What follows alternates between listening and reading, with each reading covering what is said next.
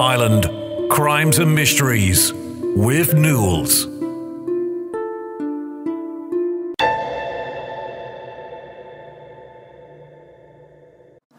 Hey guys, welcome to Ireland, Crimes and Mysteries, the podcast channel that takes you on a journey through the dark and mysterious side of Ireland's history.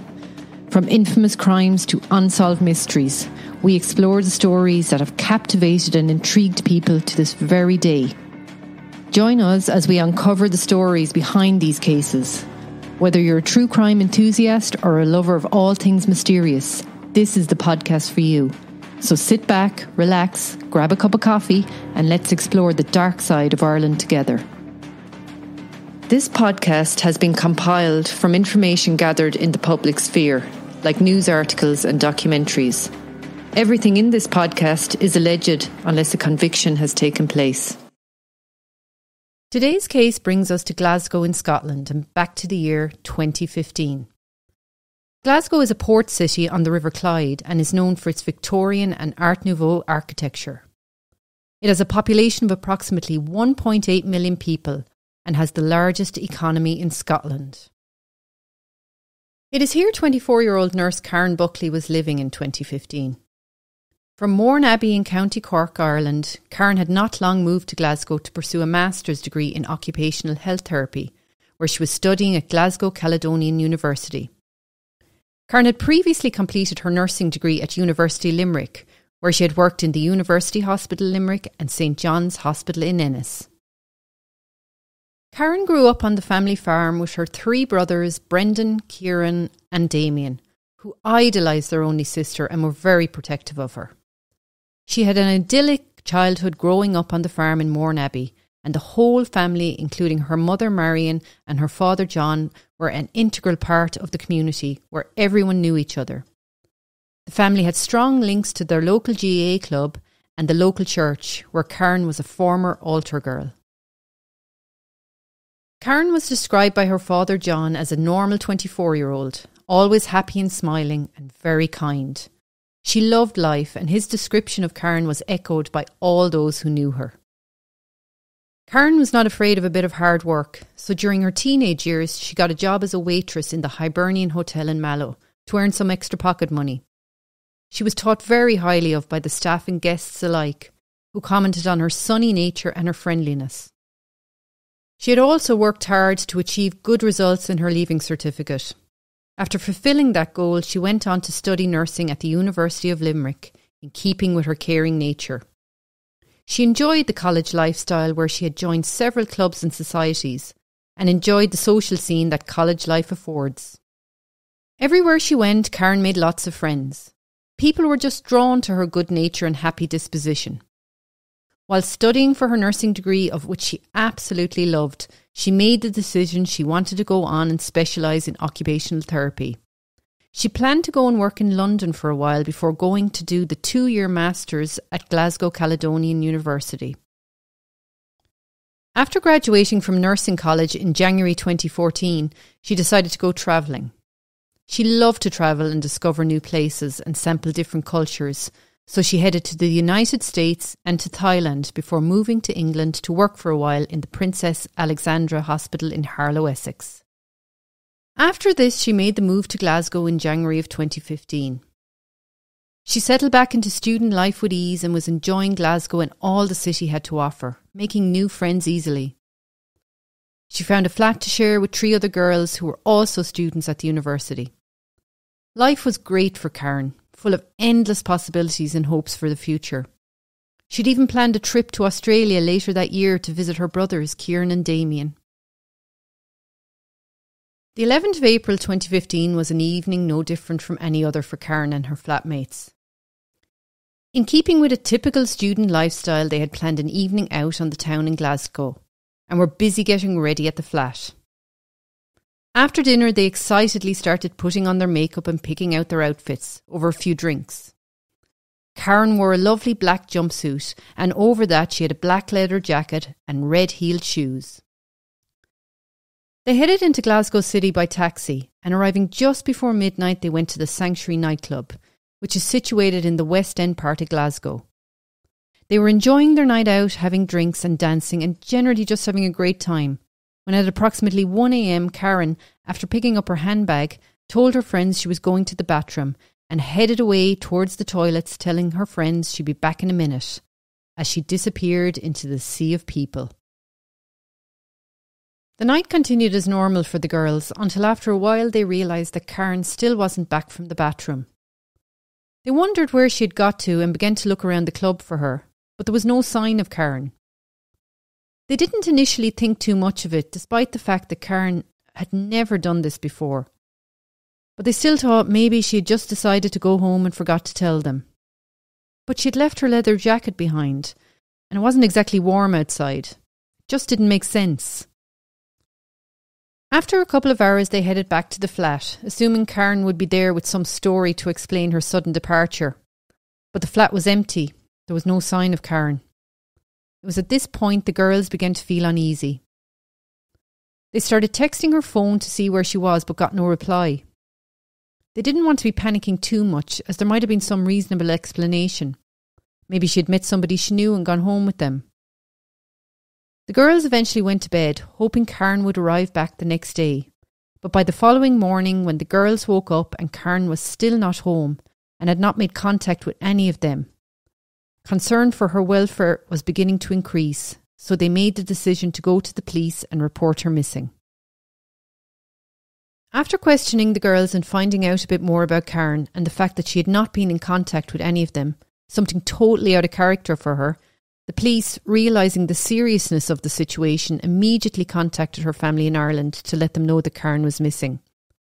The police made Karen's case high priority, as Karen would not have known many people in Glasgow, as she was relatively new to the city, as well as the fact that she had gone missing from a nightclub and had not contacted anybody since.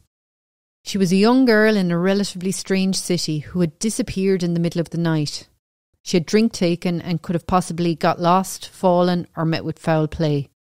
The possibilities were endless of what may have happened, but one thing the police were very much aware of is they needed to find her, and fast. On hearing that their daughter was missing, Karen's family got the first flight out to Glasgow. Distraught, bewildered and terrified, they proceeded to do many media interviews to highlight Karen's case and begged anybody with any information to come forward. They were desperate to find their only daughter.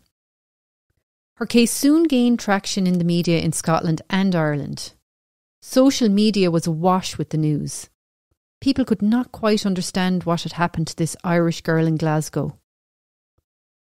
The police appealed for any eyewitnesses that may have seen Karen on the night in question in the West End area of Glasgow, or were in or around the area of the Sanctuary nightclub, to please come forward with any information.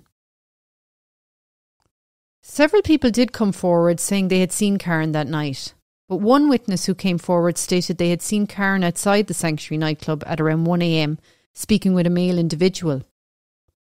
The police requested the CCTV from the nightclub and started reviewing it to see if they could see Karen on it. After going through several hours of footage, the police came across footage showing a young woman fitting Karen's description speaking to a man before walking in the opposite direction of her flat with this unknown male. This footage made the police uneasy. What had happened from when Karen told her friends that she was just going to the bathroom and would be back in a minute, to Karen suddenly being outside of the nightclub with a strange man walking away in the opposite direction from her flat. And more frustrating was the fact that nobody could identify who this guy was. But he needed to be found, as this man was at this point the last person to be in Karen's company. 2 days later, on the Tuesday afternoon, the police received a concerning phone call from a man stating he'd been out walking when he found a handbag in a bin in a local park. He had looked through the bag to see if there was any identification of the owner when he noticed Karen's ID. He had recognised her from the photos in the newspaper. This in itself did not bode well for a successful outcome in this case. He had located the bag in the rubbish bin outside the entrance to a park, which was a few miles away from the nightclub. As I said, this really concerned the police. There was no reasonable explanation as to why the bag was there. Karen would not have thrown away all of her belongings into a bin, so it had to be somebody else who had disposed of the bag in an attempt to get rid of evidence. The park was cordoned off and the police widened their search to the area in the northwest of Glasgow. A canal near the park was searched by dive teams and CCTV from around the area of the park was examined. After speaking with several witnesses, the police were able to identify the man that Karen was seen speaking to on the CCTV outside the club. He was identified as 21-year-old Alexander Pacto. Police then made their way to his address and he was brought in to be questioned on the Monday afternoon as a person of interest. He was not yet seen as a prime suspect as he may have just bumped into Karen as she left the nightclub and walked in the same direction as her. But he was the last known person to see Karen. On arrival at his apartment, the police noticed a strong smell of bleach, and on looking around his apartment, it was noted that his bed looked odd, with an ill-fitting mattress that was too small for the bed. He explained away the smell of bleach as routine cleaning. At the station, Alex came across as very relaxed while being questioned. The police asked him what had happened after he met her and what frame of mind Karen appeared to be in when they were speaking. He told the police that he had literally bumped into Karen outside the nightclub and they began chatting. He stated he had never met her previously, but said that they got on well and they seemed to have a lot in common, so he invited her back to his place. He then went on to say that Karen accepted his offer and went back to his flat with him, where they had consensual sex. After which he stated she left the flat at 4 a.m. He said the reason she left the apartment was that she had sustained a head injury by hitting her head on his bedpost and it began to bleed.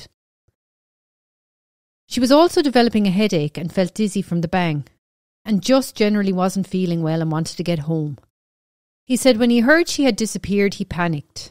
This was when he decided to give his room a deep clean, his explanation for the strong smell of bleach. Although it could be a plausible story, the police had their doubts. Why had Alex given up this story without even being asked? This often happens in police questioning where a person volunteers information before being asked in the hope that if any evidence is later found linking them to the victim, they've already volunteered a plausible explanation. But this tactic more often than not makes the police more suspicious. Most police forces have become wise to this tactic, and in the end it only made the police more suspicious of Alex. With the knowledge that Karen had bled in his apartment, the police got a search warrant. He was put up in a hotel while the search of his property took place and kept under police surveillance. Meanwhile, searches were also taking place elsewhere in wooded areas and areas which had waterways. No stone was being left unturned in the search for Karen. Yet there was still no sign of her. Meanwhile, DNA results from the search of his flat, which had been sent for analysis, came back, and the blood found there was a positive match for Karen. This immediately made Alex the primary suspect in her disappearance, and 2 days later he was arrested at a local Starbucks. A note was found on his person after his arrest detailing everything he had said to the police in his initial interview. As Alex had not been considered a prime suspect yet, his name had not been released. The media was quick to catch on to the fact that a search of a house was being carried out in Dorchester Avenue, and went about trying to find out the identity of the person who owned the flat, and soon they would have a name and a photograph which would be front page news the following day. Despite the fact that the police had not wanted his name out in the public domain yet, it ended up being a positive thing for the police as lots of new witnesses came forward. On Dorchester Avenue, where Alex's flat was, door-to-door inquiries commenced to coincide with the search of the flat. It became obvious from chatting to neighbours that Pacto kept himself to himself. Nobody was able to tell them much about him as they did not know him, and they all said they didn't see or hear anything on that particular night in question, or the subsequent days following Karen's disappearance. After the media released his identity, a former co-worker of Alex's contacted the police to tell them about a side job that Alex had selling illegal fireworks for extra cash and where he stored the illegal stash of fireworks. This information was interesting to the police and they began to look into it. They found out that Alex used to store the fireworks at a farm named High Creighton Farm, 10 kilometres from the city, for £10 a week. A search warrant was sought and granted for the farm. When they arrived there on the Wednesday, one of the first things they noticed was a large area of grass that had been burned, like a large fire had been lit there recently. They searched the place, which included outbuildings, ditches and various fields. They found lots of boxes and barrels in the outbuildings, but one large blue plastic barrel piqued their interest. It had been covered with other items in an attempt to conceal it. When officers opened the barrel, they were horrified to find Karen's body hidden inside. It had been submerged in a liquid substance which later, after testing, would be identified as sodium hydroxide, which is a caustic corrosive substance. So whoever put Karen's body into this barrel was hoping by using the sodium hydroxide there would be no trace of Karen ever found. Despite extensive damage to the body, police were able to positively identify it as being Karen. An autopsy was carried out on Karen, and despite the damage to her remains, it was determined that Karen had been bludgeoned to death with what was later found out to be a large wrench, sustaining multiple blows to the head. Karen had fought her attacker, as many defensive wounds were noted on her arms and hands. She had fought hard for her life, but unfortunately the attacker proved too strong for her in the end. Police informed Karen's family that her remains had been found and a suspect was in custody, and that they were now dealing with a murder inquiry. Alex was officially charged with Karen's murder. Needless to say, this devastated her family, her friends, and impacted people in Scotland and Ireland alike. The people of Glasgow were horrified that something like this could happen in their city. They surrounded the Buckley family with love and support, holding candlelit vigils and memorials, as well as several minutes of silence being observed at various events. After her remains were released to the family, Karen's funeral was held back in her home village of Mournabbey in County Cork, in St Michael the Archangel, on Tuesday the 28th of April 2015. The church was packed both inside and outside.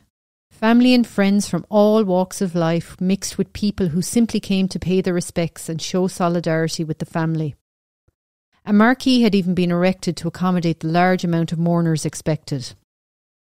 Father Joe O'Keefe, who was the celebrant at the funeral, told mourners that Karen's death in Scotland earlier in the month had violated people's sense of order when she had so much of life in front of her. He said, "In our view of life, death and childhood are poles apart, and 24 years simply does not seem to be the right time to die. It does not seem to add up." He went on to say, "Death is sad at any age, but our feelings concerning death are not always of the same degree. To us, Karen was a young woman, a friend. To her family, she was a cousin, a niece, a sister-in-law, a sister, a daughter, a child. It is most difficult then for them, but in particular for Karen's parents, John and Marion, to associate the cradle to the coffin. One represents the beginning of life, and the other represents the end. And it is doubly sad when the two are so closely linked." After her funeral mass, Karen was carried by her father and 3 brothers to the waiting hearse and taken to her final resting place beside her grandparents in Burnford Cemetery. Back in Scotland, Alexander Pacto was in custody. The police were determined to find out everything they could about him, who he was, where he came from, and what led him to carry out such a heinous act of savagery. They'd already questioned members of his family and his friend group to get an overall picture of what he was actually like as a person and what his daily routine would have been like. He was born into a financially secure family, to a French father and a Scottish mother. He had 3 siblings. He was never found wanting for anything growing up and went to a private school where he was described as an average student. While at school he also played football, but despite this he didn't have a large circle of friends, keeping his friend circle small. The family would suffer a severe blow when Alex was a teenager, when his parents split up and his father filed for bankruptcy after his courier company went into liquidation. This brought Alex's life crashing down around him. In the separation agreement, his mother got full custody of the children. This new arrangement had a big economic effect on the family, who were used to a certain kind of lifestyle and now had to adopt to a new one where money was not that easily available. Alex's life had completely changed. He found the transition difficult. He had gone from a life of luxury to now living with his mother and siblings in a council flat, having to leave his private education and enroll at a public school. This was a major ego blow to him. He found the whole situation very unfair. He hated going to public school and ended up dropping out before he had the chance to do his final exams. Then, in November 2011, 17-year-old Alex was in a very serious car accident and was in a coma for several weeks as a result of the crash. He had to learn how to walk again, and his rehab took over 6 months, while he remained on crutches for a further 6 months. He was unable to work for over a year, so he claimed disability allowance. Because he wasn't working, he had lots of free time on his hands. The relationship between Alex and his mother became strained. They were not getting along at all, and it was decided that he would move in with his father. His father by this time had started to move on with his own life and had a new girlfriend. So when Alex moved in with them, he didn't feel very comfortable with the new arrangement and was not getting on with his father's new girlfriend. They argued a lot, and after one particularly bad argument, it was decided that he would move out and get his own place.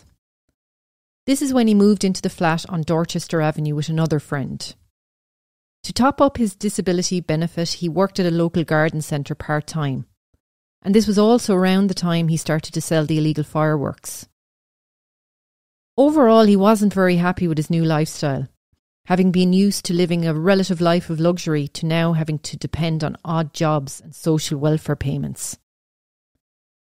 Oddly enough, people in his life around this time described him as a nice guy, stating he was a kind, easygoing fella and very outgoing with a certain charisma. The only oddity about him being that sometimes he was too open. Case in point, Alex would use the services of prostitutes, and at work at the garden centre was very open about this fact, which made his colleagues uncomfortable. But overall, his friends described him as a gentle giant, this facade hiding his real character, one of an aggressive, spoilt, entitled human. Meanwhile, police investigating Karen's murder ran Alexander Pacto's name through their database. This flagged a few charges from his past, his first being a charge for forgery, having printed out fake banknotes. He was caught before the banknotes got into circulation and was given a slap on the wrist and community service. The next charge drew major red flags. When he was 17 years of age, he was charged with the attempted sexual assault of a 24-year-old woman near the area in the West End of Glasgow where Karen Buckley had gone missing. He had met this woman on the street one night when he was walking home, and they both got chatting. She told him she was walking home, and he suggested that they share a taxi, saying he lived in that direction as well. The young woman agreed to this, and they walked towards the taxi rank through a dark alleyway. When they entered this alleyway, Alex seized the opportunity and pushed the young woman against a wall and attempted to sexually assault her. She started screaming, and passers-by heard her screams and came to her assistance. He had been seen by several witnesses, but astonishingly, when it went to court, he was acquitted of all charges. He had said in court that it was the woman who had actually attacked him and had thrown him to the ground, saying that he was gay and was not interested in women. He insisted that he would never even attempt to sexually assault a woman, saying his pants were down because when she assaulted him, he fell over and his belt buckle broke. He said he thought sexual assault was the lowest of the low and would rather be charged with murder than that. An eerie quote, to say the least. The judge believed his story and he was acquitted, murdering Karen just 4 years later in the same location. After seeing the news story and Alex's face in all the newspapers, the lady in question got in touch with the police investigating Karen's murder. She told them exactly what had happened to her and how he had wrongly been acquitted. This reinforced in the police's minds that they had the right person.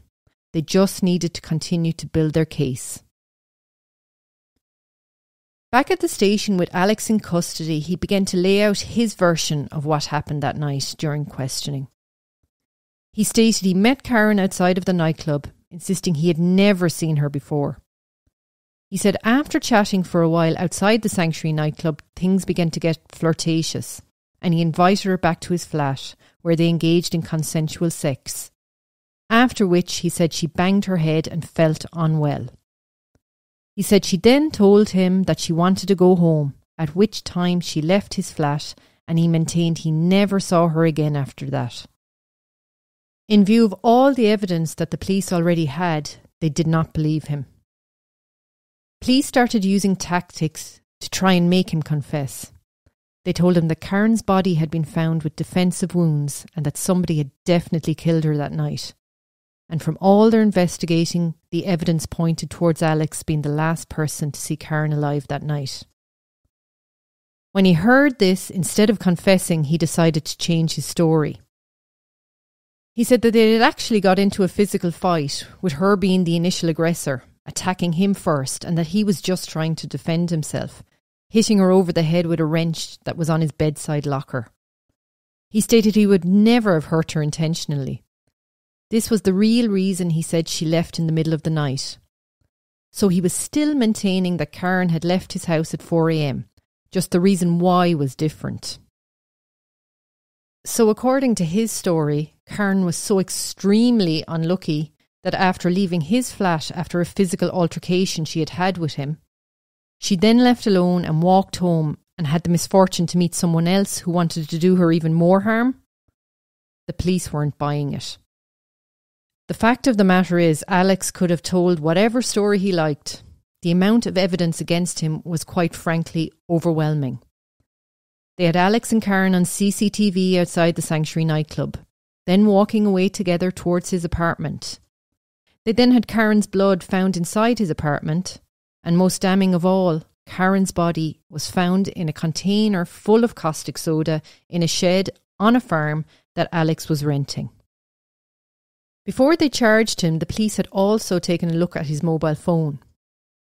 On reviewing his search history, the morning after Karen had gone missing at approximately 8 a.m, Alex had searched the composition of sodium hydroxide on Google. This, of course, was the liquid that Karen's body was found in. From all the witness statements that police had gathered, as well as CCTV evidence and physical evidence, they were able to put together a timeline of what exactly happened that night. On Saturday, April the 11th, 2015, Karen and her friends were getting ready at her flat to go out. They were having a few drinks while they got ready for the night ahead. At around 11:45 p.m, they left to go to the club. They were enjoying their night out at the club, and despite having had a few drinks, on CCTV, Karen did not look overly intoxicated. They were having a laugh and dancing, just having a regular night out, until Karen decided she needed to go to the bathroom, telling her friends she would be back soon. Over at Alex's flat, he was with 8 friends drinking and was getting ready to head off to the Sanctuary nightclub. They decided to get 2 separate taxis to the nightclub to accommodate the 8 of them. Alex was meant to be in the second taxi. Despite having had a lot of drink, Alex said to his friends that he'd drive to the Sanctuary nightclub as he couldn't be bothered waiting for a taxi. Being a Saturday night, they could be waiting ages. His friends all agreed and they set off to the nightclub. According to his friends, everything appeared normal. At around 1 a.m, Alex told his friends that he was just going outside for a few minutes to have a cigarette. This was at around the same time that Karen came out of the doors of the club.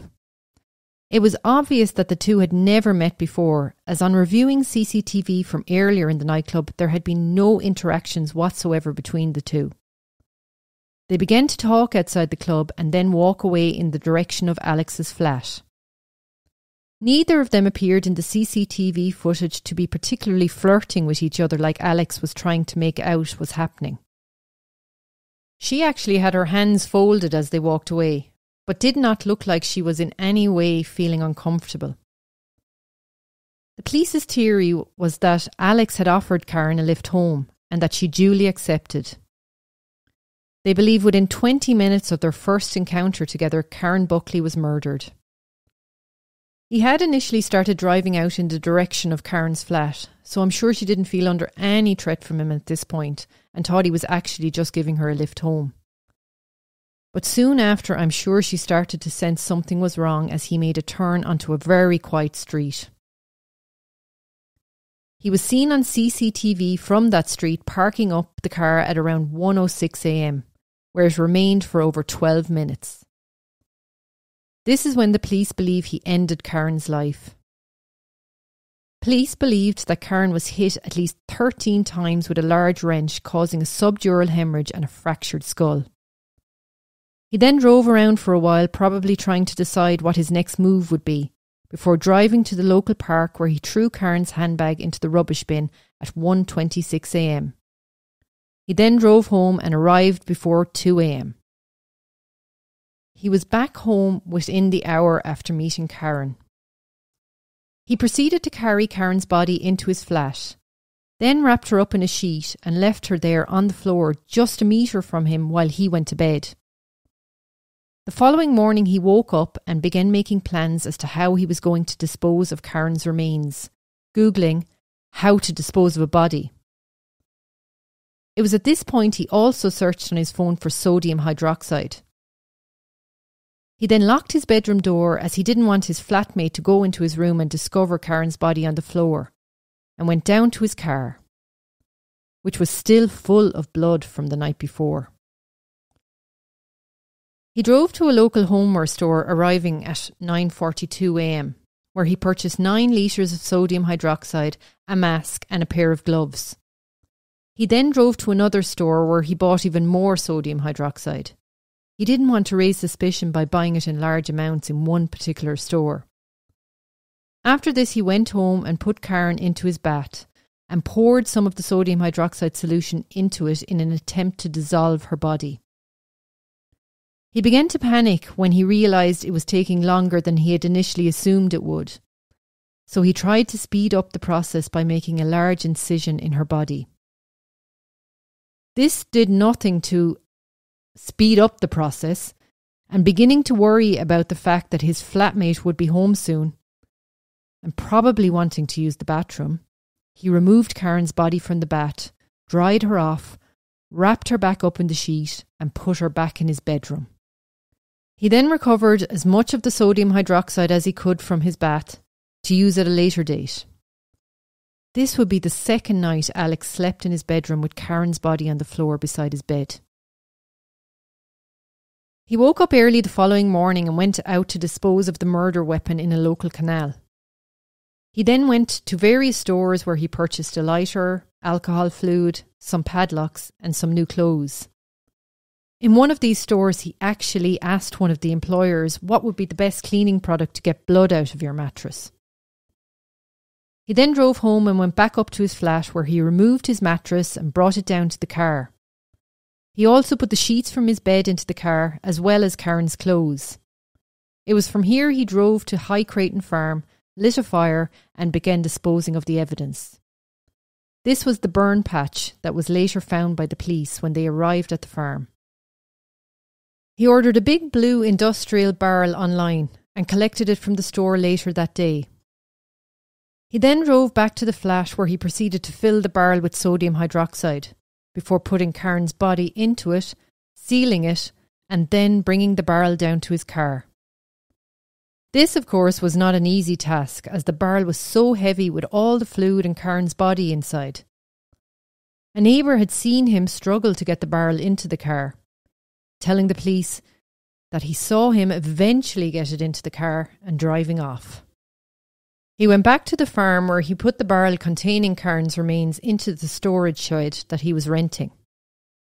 He made it even more secure by putting padlocks on it, and to conceal it even more, he covered it with sheets and other items in the storage unit. He then locked the outside door with more padlocks and hoped he had done enough to conceal his crime. He arrived back to his flat and began cleaning. The police had been out to his flat earlier that day, but Alex was not home. He was, of course, busy hiding Karen's body out at the farm. As they got no reply at the flat, they contacted the landlord, who said he would give them a key to the place. But when the police returned later at 6 p.m. that evening to get the key, Alex was at home by this stage.